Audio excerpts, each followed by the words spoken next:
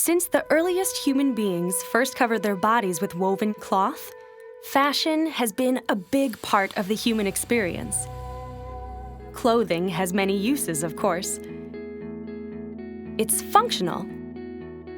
It can protect us or keep us warm. Sometimes our jobs require us to dress a certain way. But what most often determines the way people dress today is self-expression.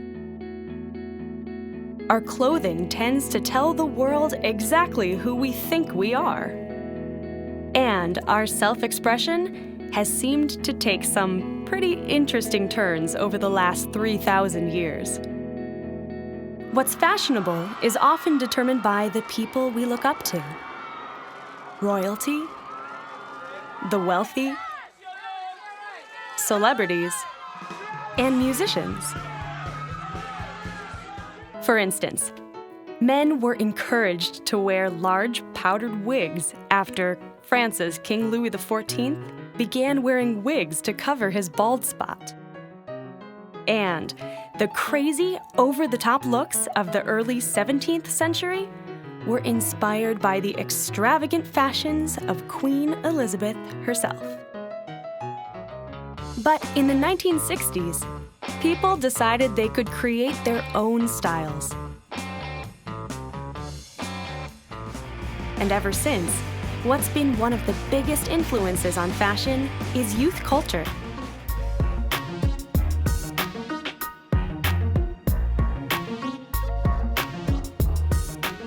So, how are fashions created? Who decides what is classic and what is out of style? Sometimes, what's behind a new fashion trend is comfort. But sometimes it's just the opposite. There are a lot of people who don't mind being uncomfortable as long as they look good. Sometimes a fashion starts as a necessity. In the 14th century, people started wearing very tall shoes to try to avoid stepping in the mud and animal waste that covered the streets. Some shoes were as high as 30 inches. You know what these shoes eventually turned into? High heels. That heavy eye makeup the Egyptians wore? It helped block the sun's glare and allowed people to see more clearly. Sometimes fashions have been about making things bigger or smaller. Yikes. Sometimes fashion discourages people from showing skin. Other times, it's all about revealing the body.